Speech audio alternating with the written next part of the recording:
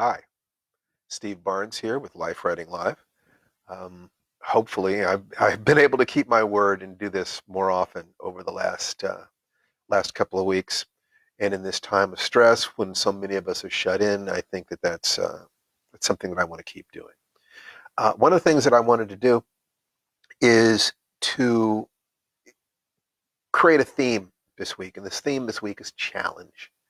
I'm hoping that all of you are dealing with things effectively and efficiently, that you're able to embrace in live or virtually the people that you love, but also to pursue the things that you need to do. In this time, there are certain options about the outside world that are not available, but dealing with the inside world is always available. We can always work on ourselves.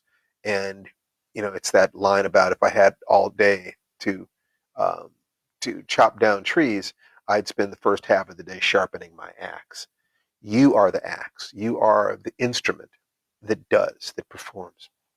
So by working on yourself in this time, you are guaranteeing that when there are additional options available to you, you'll be able to embrace them and deal with them with a maximum of care, with a maximum of efficiency.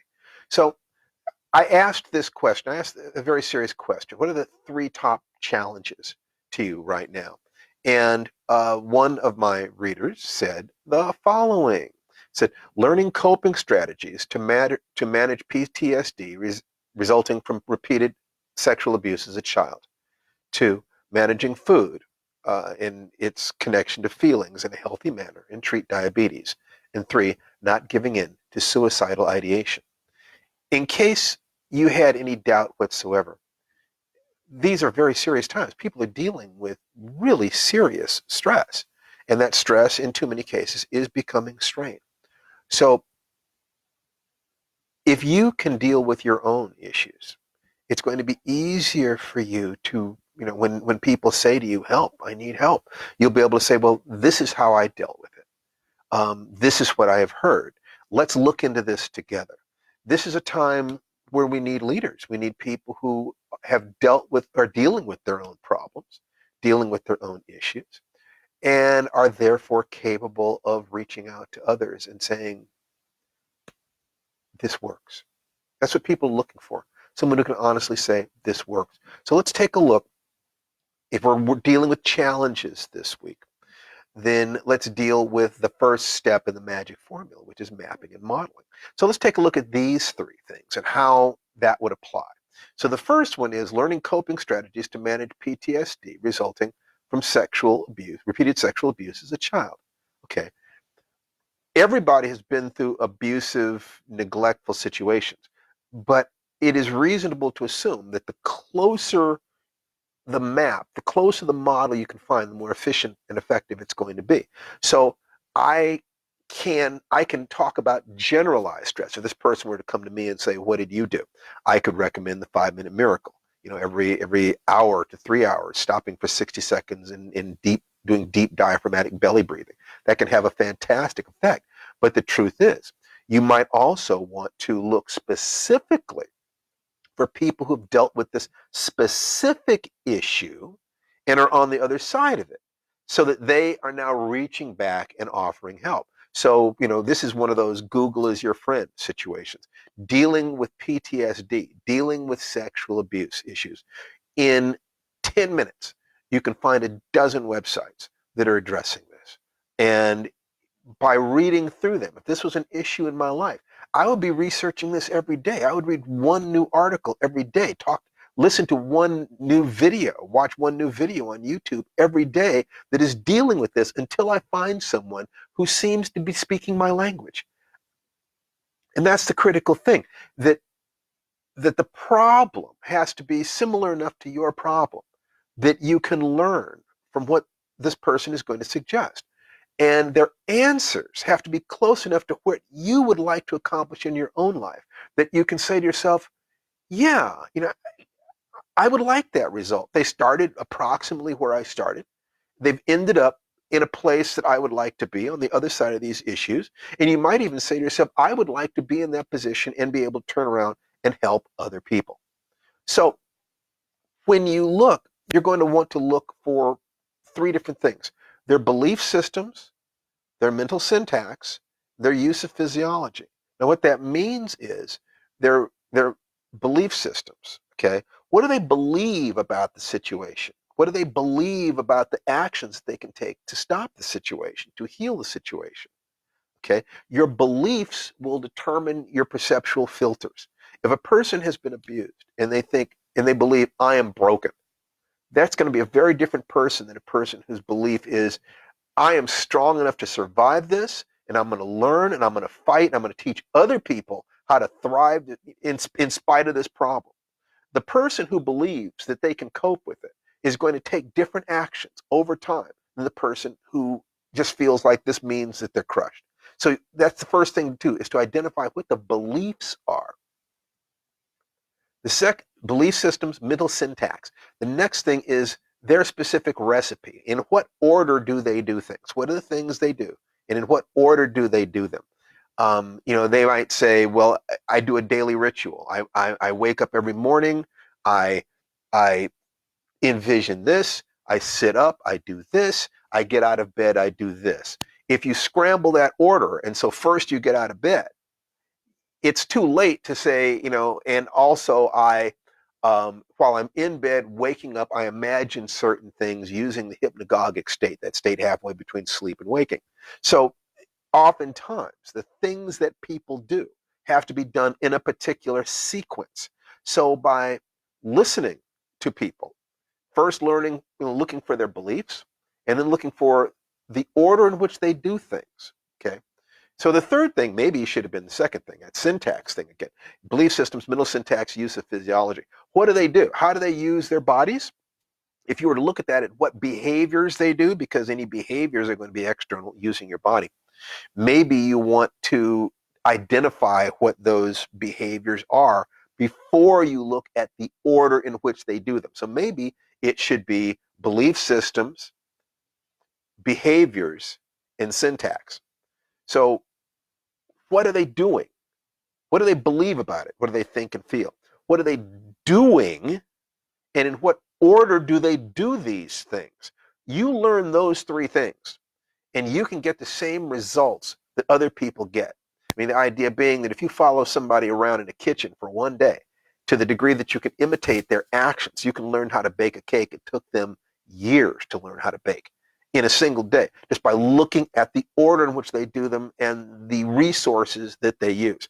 So that's the first thing. So I would start by doing a Google search for PTSD and surviving sexual abuse, so that you can talk to people who are either experts on this thing or have actually experienced this thing and have come out the other side of it joyful, healthy human beings looking to share their wisdom with you.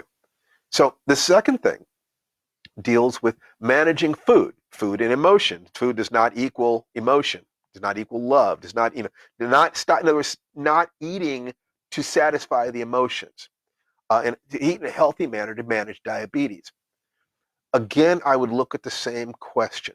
There are lots of people out there who are dealing with diabetes, and many of these people have learned how to manage it or are dealing with it in healthy ways. The notion that food equals love, or food can be a palliative, that if you're feeling depressed, if you're feeling unhappy, if you're feeling angry or whatever, or lonely, you can eat.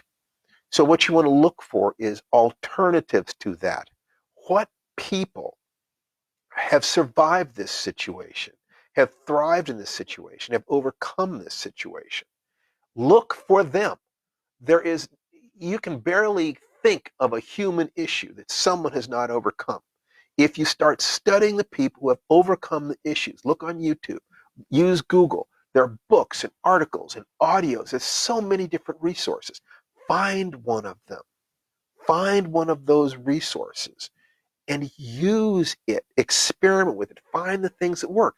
For instance, if you need to change your mood, if you've been using food to change your mood, find other means of changing your mood.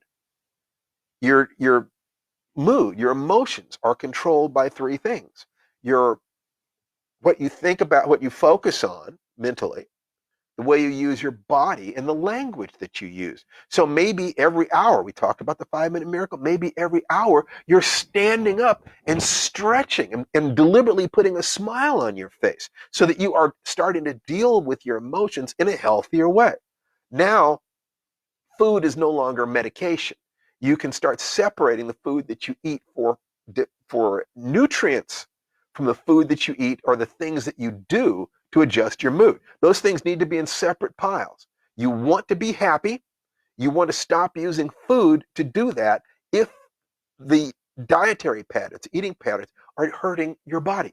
That's the diabetes. So long-term happiness would suggest, how else can I be happy? And how can I eat in a way that does not conflict with my goals of being happy? Who has dealt with this situation? Once again, what is the roadmap? Who has dealt with this? Who has dealt with diabetes and food? Who has dealt with eating disorders and emotions? Look for those people. Find out what they say. Find someone who seems to be speaking your language, who has been through what you have been through. Look for their belief systems, their behaviors, and their syntax. Do that. And the third thing is not giving in to suicidal ideation. Deep depression. Deep depression is basically fear, where it feels like there is nowhere to run and nothing to fight. And right now, we are dealing with that. A lot of people feel this way. What do people dealing with suicidal ideation do? They find ways of feeling that life has hope, life has joy, life has meaning. They reach out and tell people, listen, I need to talk. They feel isolated. They use Zoom. They use Skype. They use, Facebook Messenger video. They talk to people, look at them. They find someone they can pour out their hearts to. What is the easiest way of establishing this kind of connection? Offer it to someone else. Look for somebody you can help. Help other people. It is the fastest way of achieving the kind of rapport such that one day you'll be able to say, listen, I could use a quick conversation. Can you please talk to me? I'm having problems. But once again, if you don't have that resource, then you need to have that resource within you. You need to find someone who has had suicidal ideation and gotten out of it, and read enough different people who have been successful at this that you find someone whose approach appeals to you. When you find that, then you look for, what do they believe about life and death? What behaviors did they use? And in what order did they do these things? Don't trust me. If I have not been through it, I have to generalize from other things. And I can be as sincere as I want to, but I cannot speak to you the way someone who's actually been through it can speak to you. Short today, just wanted to give you, resources, give you some ideas about how to move forward. If you want more information about the 5-minute miracle, then please go to www.diamondhour.com. There's a lecture there for you specifically on that. But other than that, please love yourself, take care of yourself, and tomorrow we'll be talking about challenge from the position of taking constant action. You take care, and this is Steve Barnes. If you like this talk, please share it. Take care. Love somebody, maybe even yourself. Bye-bye.